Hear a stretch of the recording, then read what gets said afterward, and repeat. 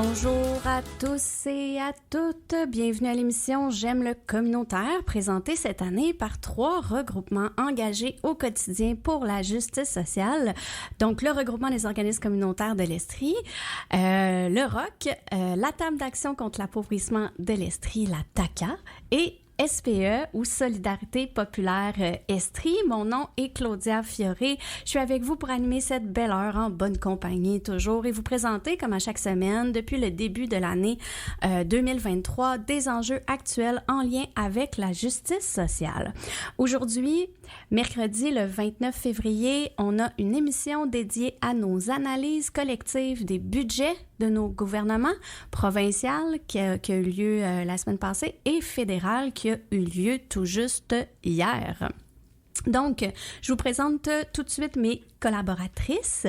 Marianita Hamel, co-coordonnatrice de Solidarité populaire Estrie. Salut Marianita. Bonjour Claudia.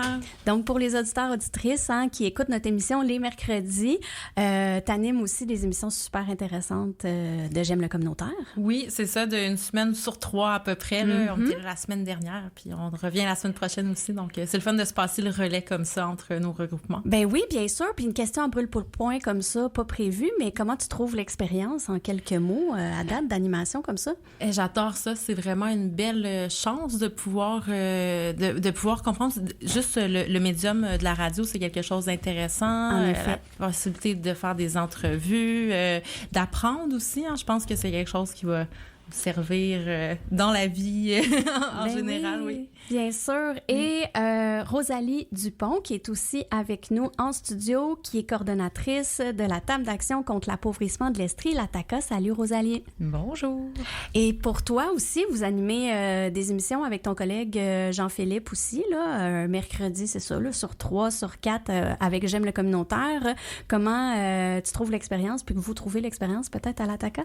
Oui, ben en fait, c'est super intéressant. De un, ça nous permet de travailler nos dossiers. Là, avec une heure d'émission, on a quand même le temps aussi de passer de l'information. Ouais. Ce que nos autres médiums nous permettent peut-être moins. Là, quand on parle des réseaux sociaux, il faut qu'on fasse des capsules vidéo ou des posts en moins de 1 minute de lecture. Fait que ça nous permet là, vraiment de rentrer dans le vif du sujet. Puis on trouve ça vraiment très intéressant. Oui, c'est de la belle vulgarisation. On rappelle que nos émissions, s'ils ne le sont pas encore, mais vont l'être très bientôt, là, les balados vont être disponibles là, dans le fond sur le site web du ROC, mais je crois aussi sur vos sites web, vous allez les partager, donc les gens vont pouvoir aussi réécouter des émissions selon leurs intérêts quand ils ont le temps, s'ils n'ont pas le temps de nous attraper le mercredi à 13h. Alors, c'est un plaisir d'être rassemblés. On se rassemble comme ça souvent dans le milieu communautaire. Hein? Oui. Et Marianita, justement, pour les annonces de ces budgets, qu'est-ce que Solidarité populaire Estrie fait depuis plusieurs années? Oui, ben c'est comme tu le dis, c'est une tradition depuis plus de 30 ans. Déjà, à chaque année, on organise des écoutes collectives du budget fédéral et provincial. OK. Ben, ce que ça veut dire, c'est que tous les groupes, la Solidarité populaire Estrie, ça, c'est des groupes syndicaux, communautaires, féministes, étudiants, de solidarité internationale. Donc, tous ces groupes-là qui ont des perspectives différentes, des analyses, des points de vue sur la justice sociale, ben on se réunit dans une salle, on écoute en même temps le budget qui sort, puis quand le budget est en ligne, donc à 4 heures, là, on est tous là, on fouille là, sur le budget selon nos mots-clés de nos enjeux. On se donne à peu près 20 minutes, on cherche, puis après, on fait un tour de table où est-ce qu'on a la chance, l'opportunité d'entendre tous nos collègues réagir avec leurs analyses. Puis, ben il y a une grande présence médiatique aussi qui est là. Donc, c'est un moment, l'écoute collective pour donner une tribune au groupe sur leurs analyses, puis qui est attendue aussi au niveau médiatique là, pour savoir... donc, c'est ça, notre analyse, elle est attendue aussi. Donc, c'est un beau moment de partage d'expertise. Tu sais, au lieu de faire un topo général, tu sais, sur un grand document comme un budget gouvernemental, c'est bien, c'est ça, d'avoir les lunettes de chacun, c'est ça, des membres de Solidarité populaire Estrie, c'est super intéressant. Ça permet vraiment de rallier les cerveaux qui représentent plein de parties du mouvement. Donc, les écoutes collectives, en effet, et pour la table d'appauvrissement, de la table d'action, ça serait bon, hein? On en est presque là. Des fois, on se dit avec le gouvernement. Non, mais la table d'action contre l'appauvrissement de l'Estrie à la TACA, ça a été quoi un peu le topo général, là, on va le détailler dans l'émission, là, mais en quelques mots, comment tu résumerais ça? Ben en fait, je pense que je pourrais réduire ça à un mot qui est décevant. On a des grands besoins en ce moment. On le sait, là, la population peine à arriver avec l'inflation, la crise du logement. On est dans des multiples crises qui fait en sorte que, en fait, il y avait vraiment urgence d'agir. Ouais. Puis ce qu'on voit, en fait, c'est que ni le gouvernement provincial ni le gouvernement fédéral a vraiment fait des choix qui vont permettre de lutter contre la pauvreté ou de maintenir un certain niveau de vie ou même la dignité des personnes là, qui vivent au Québec et au Canada. Donc, nous, c'est sûr qu'on est vraiment extrêmement déçus. Là. Les gouvernements, tous les deux, se sont targués d'avoir ciblé, des mesures ciblées de lutte contre l'inflation. Alors que quand on regarde la réalité, ben en fait, on aurait vraiment eu besoin d'avoir des mesures beaucoup plus structurantes. Là. Ils se sont adressés tous les deux à une question de l'argent dans les poches des gens. Bon, la CAQ l'a fait par une baisse d'impôts. Ouais. On pourra peut-être en reparler plus tard, là, mais une baisse d'impôts qui va favoriser, en fait, les gens qui font plus de 100 000 $ par année. Alors qu'on sait que c'est ces personnes-là qui sont le moins touchés par l'inflation. Le gouvernement fédéral, pour sa part, lui, est allé avec une espèce de versement unique, là, un peu comme similaire à ce que la CAQ avait fait là, à l'époque, avec ses chèques uniques. Mais ni un ni l'autre n'ont c'était juste en décembre dernier. Ni un ni l'autre n'ont adopté une mesure là, qui permettait de lutter contre la pauvreté. Puis de manière durable, là, c'est ça. Exactement. En tout cas. Et au niveau, je vais terminer, moi, pour les organismes en santé et services sociaux, mais au niveau de la justice sociale, y a-tu comme un constat général avant qu'on y aille plus précisément à la suite de l'émission, là? Oui, bien, constat général, en fait, je pense puis on va en discuter aujourd'hui, mais on en vient à se demander c'est quoi les pouvoirs qu'ont l'État pour agir concrètement, vraiment, là, pour régler les enjeux de justice sociale, d'égalité, d'environnement. Parce que c'est ça, il me semble qu'il manque beaucoup de mesures dans ces budgets-là structurantes. Puis on s'en vient à se questionner un peu, est-ce que finalement, le pouvoir que l'État est un peu dilué par le pouvoir démesuré qu'ont les entreprises à grande échelle, que ça soit donc des grandes entreprises. Donc, il y a vraiment une analyse on parle les budgets, on parle plus d'économie que de justice sociale. Et c'est préoccupant dans plusieurs domaines. Donc, c'est vraiment une réflexion en profondeur que ça nous amène à avoir. Donc, on analyse, on décortique les budgets comme on peut, mais le portrait général, c'est...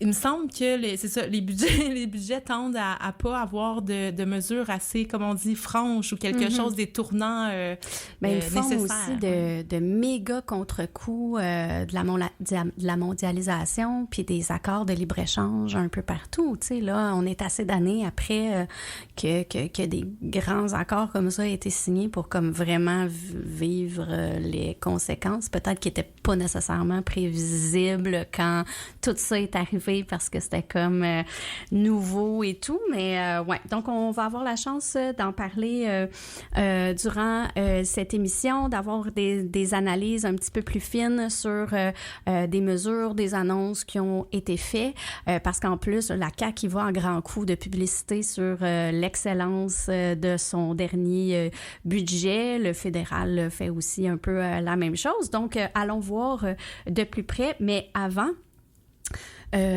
on vous fait jouer une pièce d'Émile Bilodeau qui est assez bon pour nous, pour bien résumer les messages qu'on porte souvent. Donc, avec la pièce La Jungle du Capital de son excellent album Petite Nature. Donc, je vous envoie ça à l'instant.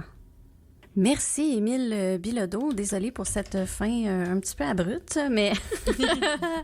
donc, oui, nous deviendrons les lions de la rébellion. Ça, c'est une belle fin. Ça donne espoir un petit peu. Let's go.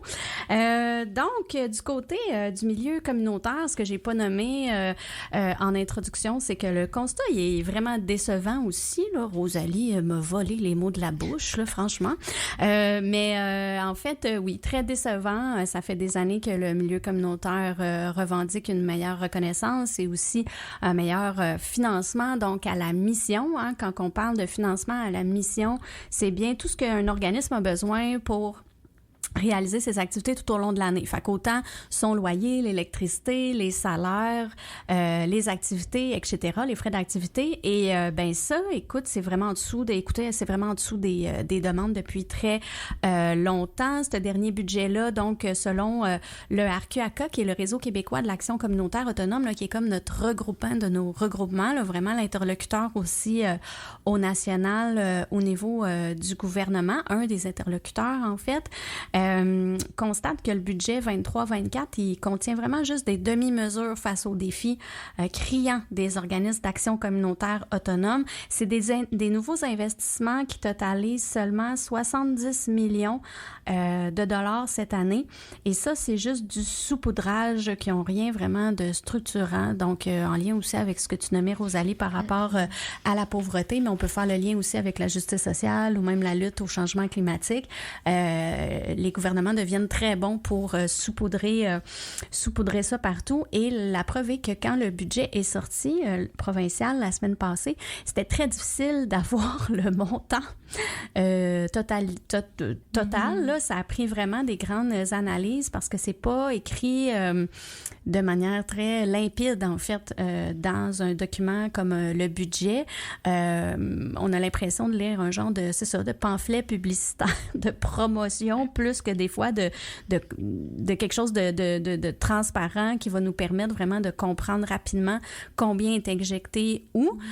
C'est plutôt des grands thèmes. Il y a plein d'amalgames dans plein de paragraphes au niveau du budget. Fait que ça a été difficile de trouver finalement la somme. Puis en santé et services sociaux, là, ça, c'est 3000 organismes qui sont financés par le ministère de la Santé et des Services sociaux, 3000 organismes répartis partout au Québec. C'est seulement 36 millions au total qu'on a réussi à comprendre dans ce budget-là, qui seront investis en financement à la mission. C'est sûr que c'est du financement récurrent. Ça peut paraître beaucoup pour quelqu'un qui nous écoute. Tu sais, peut-être que vous n'avez jamais ouvert ou lu un budget, mais 36 millions, là, c'est environ 9,7 % du rehaussement qui est demandé. Ça équivaut à peu près à 12 000 $ par organisme, puis ça, c'est vraiment pas sûr que ce 12 000-là va être octroyé vraiment à chacun des organismes. 12 000 $, c'est pas vraiment un salaire. Non. C'est pas vraiment, même quand on regarde le taux d'inflation qui est à l'IPC, tu sais, qui est à 6,7 %. Comment, avec 12 000 $ de rehaussement, t'es supposé vraiment répondre à des besoins grandissants aussi de la population, que ce soit, oui, on parle beaucoup des banques alimentaires, là, mais il y a les maisons de jeunes, il y a les ressources alternatives en santé mentale, il y a les organismes pour les personnes aînées, pour les personnes handicapées, etc., etc. Donc, c'est un peu insensé. C'est un peu ça que notre coalition au niveau national en santé et services sociaux a répondu. Là, Marianita, tu veux répondre? Oui, c'est insensé, mais je dirais quasiment, c'est insultant. Oui, écoutez, si on se remet là, dans un contexte là, de la société là, qui a fait des choix à une époque où il y a des gens avant nous qui ont mis sur pied ces réseaux-là communautaires parce que c'est nécessaire d'être proche de la population pour comprendre les besoins, pour répondre aux besoins. Même le gouvernement au Québec, il y a des politiques qui reconnaissent l'importance du milieu communautaire parce que notre milieu, c'est pour avoir une démocratie saine, c'est nécessaire d'avoir des organismes qui répondent aux besoins des communautés, mais qui permettent à la communauté de s'impliquer, de prendre part, de participer elle-même à proposer des solutions. Donc, c'est vraiment un virage. C'est quand on est en train de chercher le saupoudrage, qu'est-ce que ça représente, alors que c'est un choix de société qui a été fait à un moment, c'est ça, de mettre de l'avant puis de valoriser. C'est une fierté qu'on a.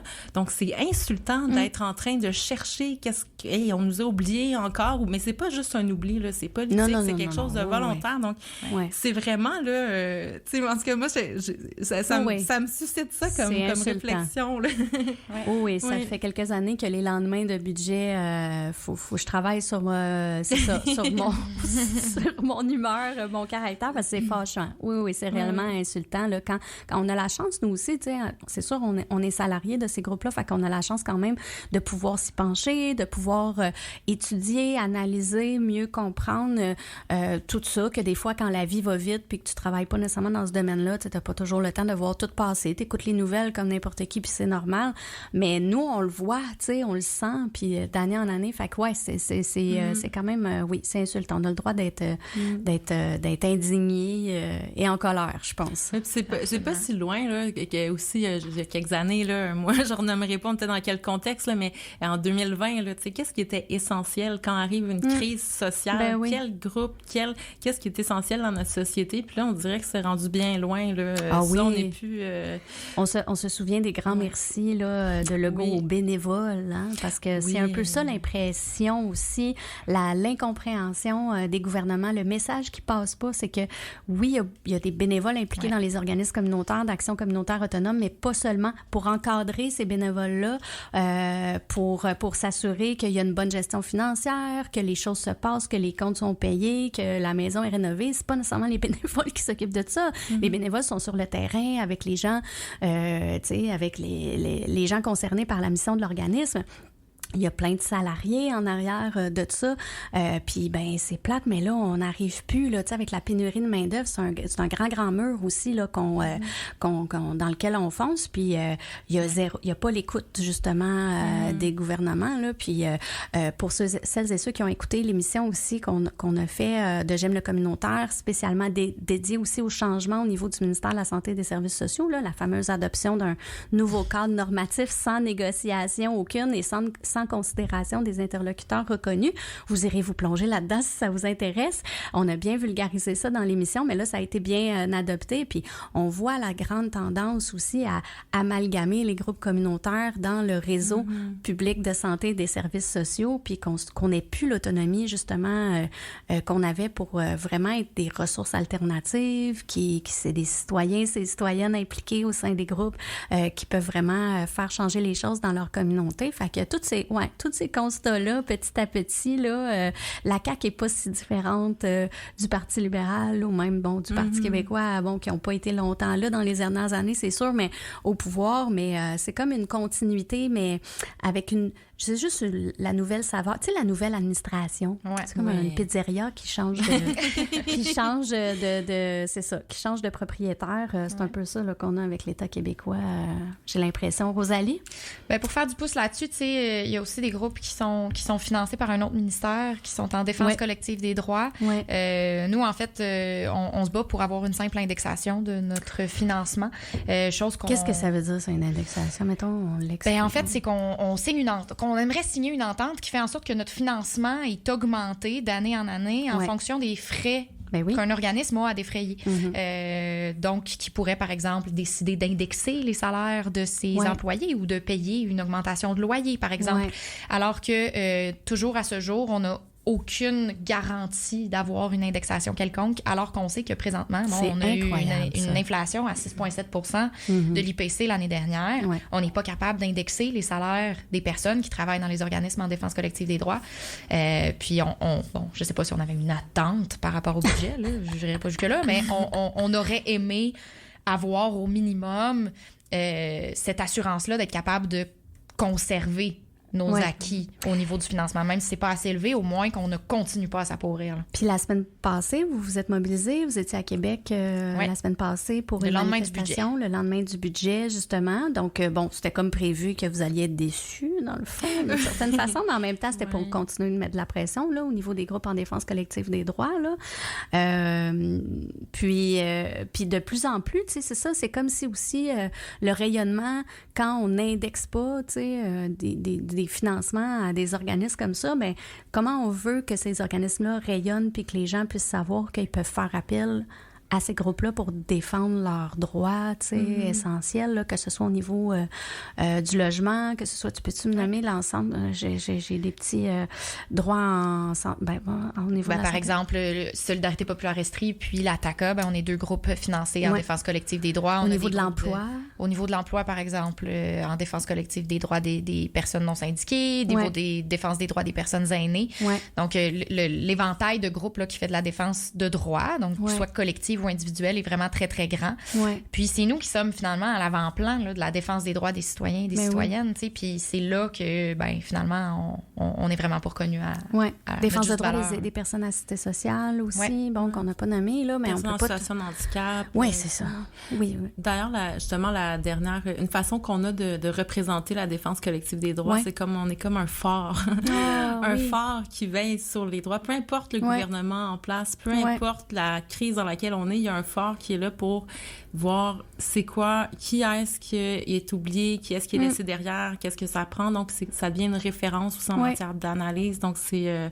Puis pour les gens qui nous écoutent, c'est des groupes qui sont toujours ouverts, qui sont formés, oui, il y a des salariés, mais il y a des, il y a appel justement, là, il y a de la place là, pour s'impliquer justement sur le conseil d'administration de ces groupes-là ou comme bénévole ou autre. Donc, contacter, ces groupes-là, je trouve que on n'en parle juste pas assez, généralement. Fait que bon, on en profite ici vu qu'on a une belle tribune. Donc, avant d'aller tout de suite à la pause, on aurait-tu quelque chose à la pause de la demi? On pourrait y aller encore en musique. Hein? Let's go, on a décidé que cette émission, on irait mollo puis qu'on laisserait les artistes parler pour nous et envoyer des beaux messages dans l'univers. Et Marianita, tu m'as suggéré une chanson que j'aimais déjà beaucoup. J'étais contente que tu la suggères, de Nikamu Mamwitun. Oui. Est-ce que je l'ai bien prononcé? Est-ce que tu connais cette artiste-là un peu plus précisément? Je l'ai découverte dernièrement. C'est une belle découverte, mais je la connais pas beaucoup. Non, pas vraiment. Je connais cette chanson. On pourra peut-être aller voir et vous revenir après la pause musicale. Donc, la pièce s'appelle « Le blanc des yeux ». De retour en studio, je croyais qu'il allait y avoir des publicités de la demi-heure qui allaient s'enchaîner, mais il semble que non. Alors, peut-être parce qu'il n'était pas exactement 13h30, mais c'est pas grave. On assume le fait qu'on pourrait peut-être se faire gentiment réprimander. Je voulais pas dire taper sur les doigts, parce qu'il n'y a personne qui tape sur les doigts de personne ici à Saint-Félix. Alors, on n'a pas parler de la mesure phare du budget provincial. Qu'est-ce qui est martelé là, sans fin depuis plus d'une semaine, là, parce qu'on le savait depuis avant là, l'annonce officielle là, du budget, les fameuses baisses d'impôts. Mesdames, soupirons en cœur. Alors, comment au Québec on pourrait se priver de belles richesses collectives en faveur de la richesse individuelle? Mais oui, c'est cette question-là des baisses d'impôts. Puis moi, j'aime beaucoup, toujours, là, je reviens encore, tu sais, c'est des choix de société qu'on a fait, là. À un moment donné, là, il y a du monde qui se sont dit, il faut redistribuer la richesse. Ouais. Tout le monde, on n'a pas les mêmes revenus, les mêmes ressources, mais pourtant, on produit tout le monde ces richesses-là collectivement. Donc, on avait dans la société une idée, dans certaines années, d'amener, il faut être capable d'avoir des richesses collectives. Donc, en partageant les richesses que les gens font individuellement, mais on a un beau trésor qu'on peut investir dans nos programmes sociaux, dans notre filet social. Donc, cette idée-là, c'est quelque chose qu'on a à cœur. Mais de plus en plus, quand on parle de, finalement, on va réduire, on va se priver de revenus pour l'État pour remettre dans les poches individuelles. Hop, là, on s'en va vers une autre idéologie où est-ce qu'on dit que la richesse, on la pense plus individuelle que collective. Puis c'est un tournant assez majeur. Mais c'est un tournant aussi qui s'alimente. Moins qu'on finance notre filet social, moins qu'on finance nos services, plus que les gens ont l'impression que à quoi sert mon argent dans les coffres de l'État. Si j'attends 21 heures à l'urgence. Exactement. J'aime mieux qu'on me remette mon argent dans mes poches pour pouvoir aller au privé. Donc, c'est la même logique là, dont la CAQ se sert. Ouais. Puis... Tu voulais-tu ajouter quelque chose, Marie? Non, c'est ça, c'était... Non, ouais, ça l'enchaîne bien. Je vais juste être sûre. Vas-y, Rosalie. Oui, ben en fait, tu sais, nous, ce qu'on trouve vraiment dommage, en fait, c'est qu'on le sait, les personnes qui sont le plus touchés par l'inflation, qui devraient recevoir ces mesures-là du bouclier anti-inflation, mais c'est des gens qui consacrent la plupart de leurs revenus, voire l'entièreté de leurs revenus à couvrir leurs besoins de base. Les deux choses qui ont augmenté le plus l'année dernière, c'est le logement, puis c'est l'alimentaire. Ouais. C'est les deux domaines où les prix ont augmenté le plus rapidement. Fait que, tu sais, quand on regarde, par exemple, un ménage qui dépense 100%, voire plus de 100% de son revenu mensuel, simplement pour être capable de payer son loyer puis être capable de payer son épicerie, bien, les coûts ont augmenté de façon beaucoup plus marquée que pour quelqu'un dont ça représente un 15, 20, 10, 2% de son budget. C'est ça. La petite part qu'on était capable peut-être de mettre de côté justement pour des imprévus, pour si l'auto brise ou si justement, je sais pas, la petite fille, l'enfant se casse les dents. Ouais. Aïe, aïe, aïe. Ça va. C'est pas une journée extrême du tout. Mais donc ça, on n'est plus capable de le mettre de côté, tu sais. Non, exactement. Puis en fait, ce qu'on se rend compte, c'est que, bon, en bas de 17 000 les gens ne payent pas d'impôts. Donc, toutes les personnes qui gagnent en bas de 17 000 qui ne sont pas capables de couvrir leurs besoins de base, ben, ils ne verront jamais la couleur de cet argent-là. Ben non. Parce que c'est une mesure qui a été très, très mal ciblée. Et tiens, c'est drôle. En plus, les services publics et les programmes sociaux vont comme pas non plus en bénéficier. Donc, pour les personnes, c'est ça, les plus démunis, ben voilà, on fait juste comme amoindrir le peu qui reste du filet social, tu sais. Exactement. Puis c'est sûr que ça paraît bien, tu sais, quand la CAQ dit bon, des baisses d'impôts. Je pense qu'on a une mécompréhension aussi de comment ça fonctionne, notre système d'impôts, comment ça fonctionne. Tu sais, pour une personne qui travaille au salaire minimum, on parle d'environ 50 $ dans une année, là.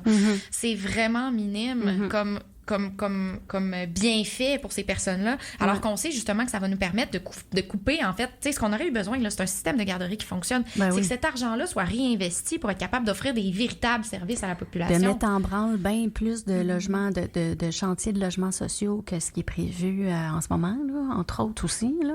Oui. Exactement. Les logements, en fait, le logement, ça a été le grand oublié des deux budgets, là, alors qu'on sait que c'est la crise est atroce en ce moment. Là. C'est qu'une des crises sociales au Québec, c'est déroutant, là, à quel point, là, autant en Gaspésie, c'est partout, là, tout le monde est touché, là, par ça, puis ben c'est ça. Oui, puis on a besoin d'agir rapidement. Tu sais, ces logements-là qu'on a besoin de construire aujourd'hui, ben c'est pas avant quelques années qu'ils vont être sur le marché. Là. Oui. Donc, la crise va continuer de s'empirer. Puis en plus, on prend aucune mesure pour y remédier, là, que ce soit au provincial, que ce soit au fédéral.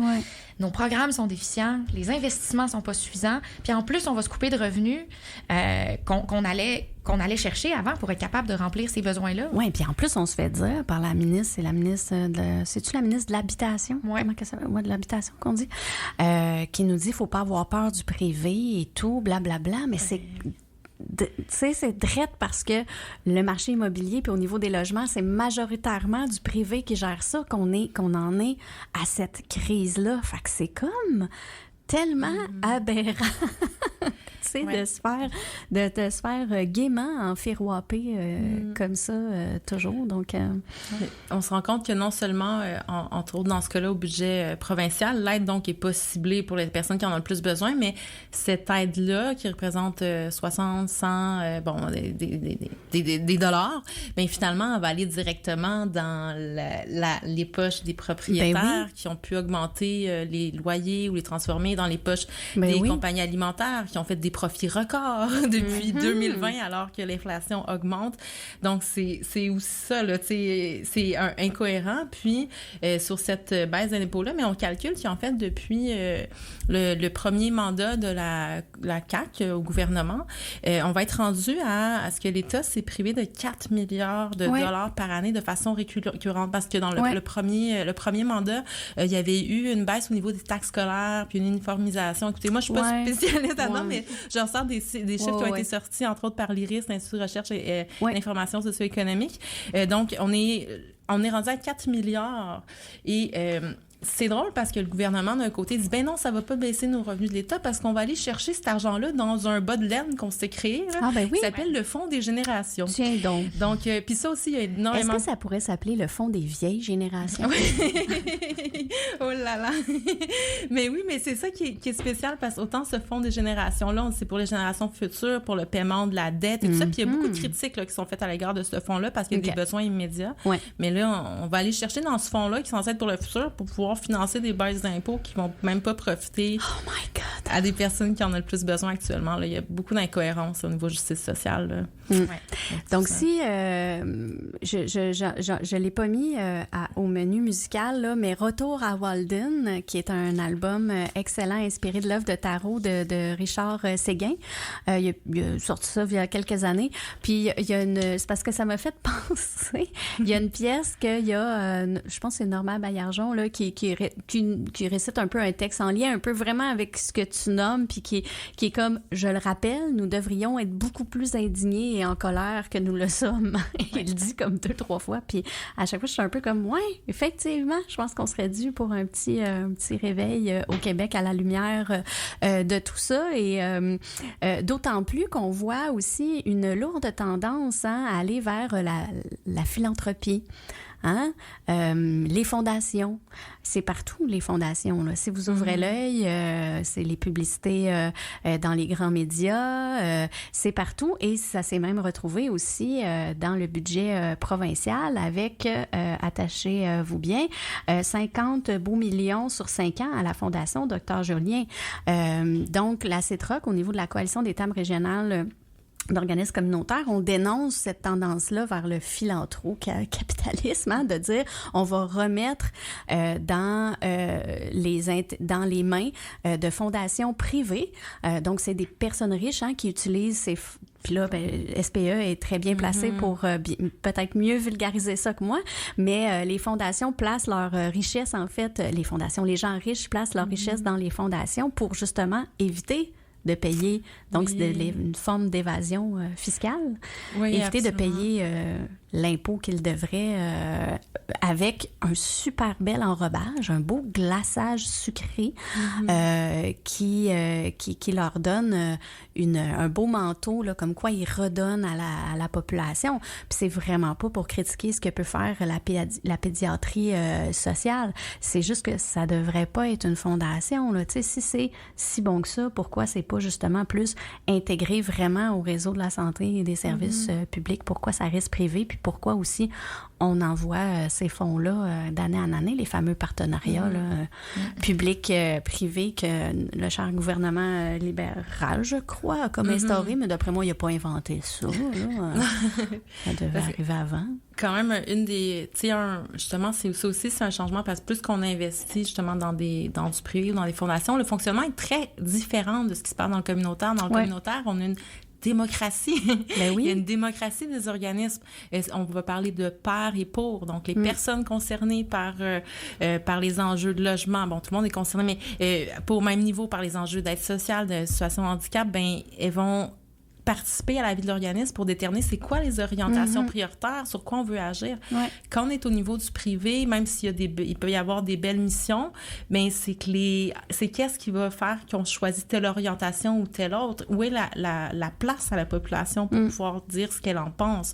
Puis, ben, dans une société démocratique, il faut favoriser la prise de parole des populations, des communautés sur leurs besoins. Donc, c'est pas juste être considéré comme des clients, tu sais. C'est comme si, au niveau du gouvernement, on est des clients. Fait que c'est ça. C'est à grands coups de pub, c'est les services, c'est la richesse, c'est ça, de privilégier la richesse individuelle au-delà de la richesse collective. Et tout en évacuant grandement toute idée de projet de société, de vision à long terme, de ce qu'on a le goût. Tu sais, c'est toujours la saveur du mois selon justement... Y a-tu eu une tragédie à telle ou telle place ou y est-tu arrivé tel ou tel événement? Puis ça, c'est aussi très questionnant. Là. Et puis on parle pas du bien commun. On le sait, il y a toujours des secteurs de la société qui vont ramasser un peu justement cette saveur-là du mois. Ouais. Tu sais, bon, il y a des catégories de personnes qui vont attirer beaucoup plus la sympathie, surtout là, des donateurs privés, quand on parle, par exemple, des enfants, quand on parle des familles, quand on parle des femmes, plutôt que quand on parle, par exemple, des personnes qui ont des problématiques de dépendance, des personnes en situation d'itinérance, c'est pas les fondations privées, souvent, qui vont venir financer ces programmes-là, alors qu'on sait que le besoin, il est là, le besoin est criant. Fait que, tu sais, on a vraiment besoin d'avoir une décision collective sur ça va être quoi notre projet de société, puis ça va être où est-ce qu'on va investir notre argent, puis de laisser tout ça entre les mains du privé, en fait, c'est de leur dire, écoutez, vous allez payer moins d'impôts parce que vous décidez finalement de où ces fonds-là vont aller. Puis c'est vraiment problématique, là. Oui, en effet.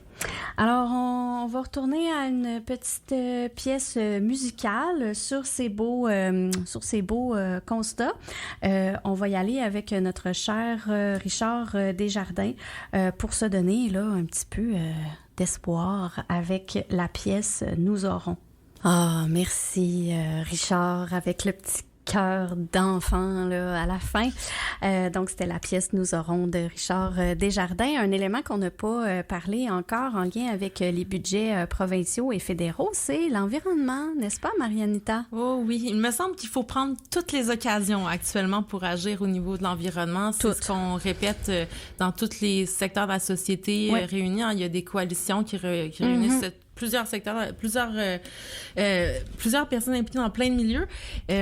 Donc, on s'attendait, bien sûr, il aurait fallu qu'il y ait des changements, des investissements majeurs au niveau de l'environnement, au niveau on est dans une crise climatique, sans précédent.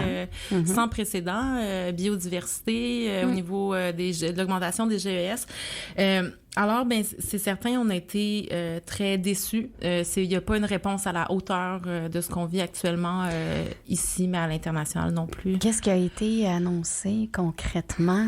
Oui, donc dans ce qui a été annoncé concrètement, par exemple, au niveau, je vais y aller avec au niveau du Canada, parce qu'on a parlé beaucoup au niveau provincial. Là. Déjà, au niveau provincial, il n'y a vraiment pas grand-chose. La CAQ, c'est pas un gouvernement très qui comprend beaucoup qui comprend côté, en tout cas. Donc, on en a parlé beaucoup, mais au niveau du fédéral, quand même, on parle beaucoup de l'économie verte. Mais quand on parle d'économie verte, on parle plus d'économie que oui, effectivement. D'environnement. Ça, c'est un autre genre de glaçage, là. Il est juste vert. Exactement. Il y a aucune... ce qui se passe actuellement, c'est qu'il y a beaucoup d'investissements qui vont être faits au niveau... par exemple, le gouvernement a annoncé des investissements de crédits d'impôt pour la création d'électricité propre, des crédits d'impôt pour investir dans les fabrications de technologies propres.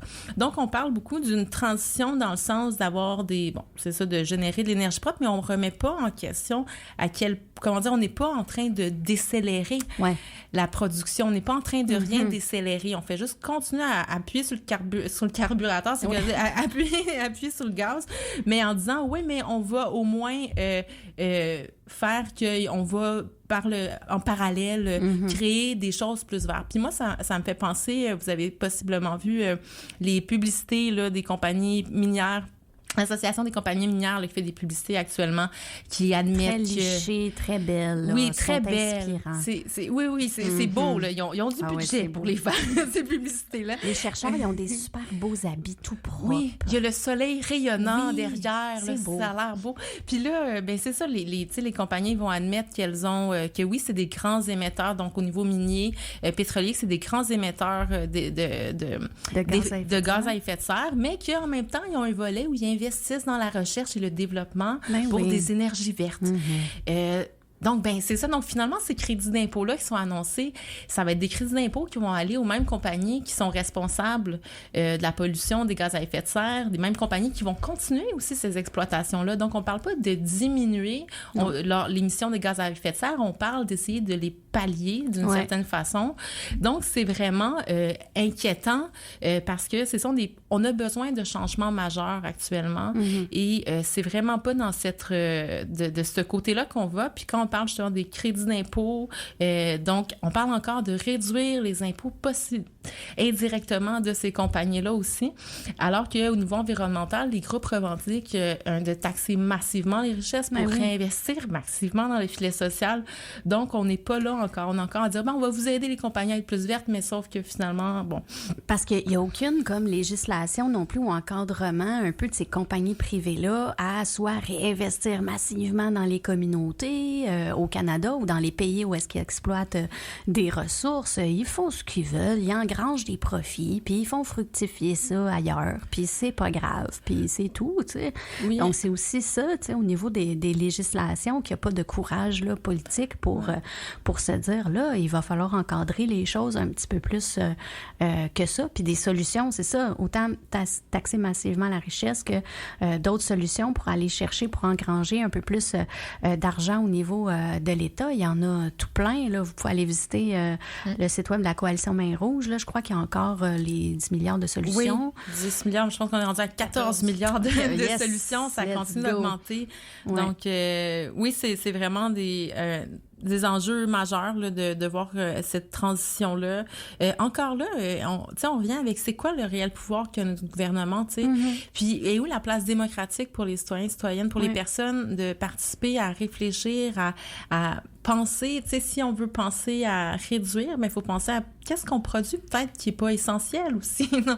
Donc, il y a beaucoup de grandes réflexions, mais le budget ne reflète pas ça. On continue dans perspective, il faut avoir une économie canadienne forte, mais on va mettre un vernis vert, mais c'est loin d'être à la hauteur de ce qui est demandé, ce qui est nécessaire. Donc, on souhaite aussi que les mobilisations dans ce sens-là, pour mettre plus de pression sociale dans ce sens-là, on lève bien la prochaine journée, c'est... Le 22 avril, le jour de la Terre, des mobilisations qui vont en avoir plusieurs au Québec, dont une à Sherbrooke. Oui. Donc soyez parmi nous. Hein, c'est toujours des très beaux moments de solidarité qui nous donnent du courage pour continuer la lutte, entre autres, là, dans ce champ-là, parce qu'on est tous et toutes concernés par ça, c'est sûr. C'est l'avenir, c'est notre avenir, c'est l'avenir de nos enfants, puis etc. Et on arrive à I-51. On voulait refaire un petit topo au niveau donc de la pauvreté. Rosalie, au niveau de la TACA, un petit,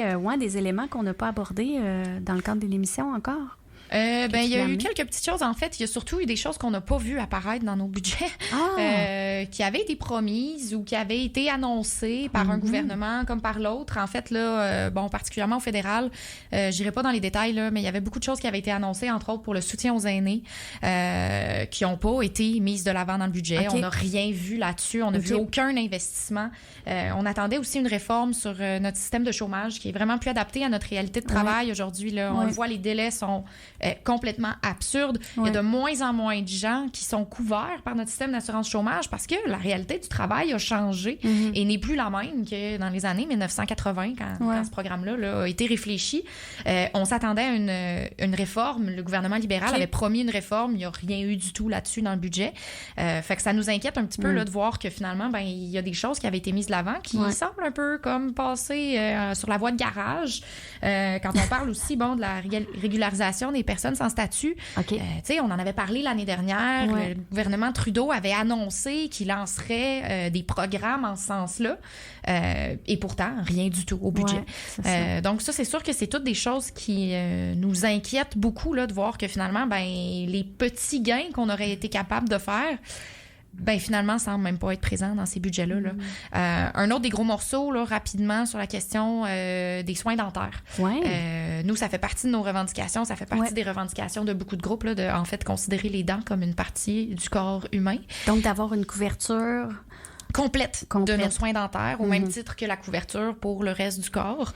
Ça avance. Il y avait des annonces en ce sens-là là, dans le gouvernement fédéral. Par contre, c'était vraiment pas clair la façon dont ce programme-là allait s'établir. Jusqu'à maintenant, c'est les enfants en bas de 12 ans qui ont été couverts. Là, il annonçait que finalement, l'entièreté de la population devrait être couverte d'ici 2024. Donc ça, c'est quand même... bientôt. C'est bientôt. Ça reste quand même une bonne nouvelle de couvrir les soins dentaires. Ce programme-là n'est pas à la hauteur de nos attentes, mais c'est quand même un pas dans la bonne direction. Par contre, nous, on ne réclame pas uniquement des soins dentaires gratuits et universels. On réclame aussi des soins des yeux qui sont gratuits et universels. Puis on réclame aussi un accès aux médicaments, qui soient publics et véritablement gratuits, dans le sens où pour nous, d'avoir un système de santé public, gratuit et universel, ben, ça inclut l'entièreté du corps humain, puis ça inclut tous les traitements, que ce soit des chirurgies jusqu'à la médication, ça devrait être des choses qui sont entièrement couvertes. Et puis on le répétera jamais assez, là, l'argent qui pourrait être mis là-dedans pour couvrir plus globalement la santé des gens coûterait moins cher à long terme au système de santé, au lieu d'avoir des gens que justement leur santé buccale dégrade, ils peuvent pas se faire opérer, il y a eu ça là, qui est sorti, des gens qui peuvent pas avoir certaines opérations parce que leur dent est trop en mauvais état. Donc, c'est toutes des situations de même qu'on exclut dans le fond, puis ça fait qu'au global, on économise tous collectivement, mais justement, on n'est pas dans cette...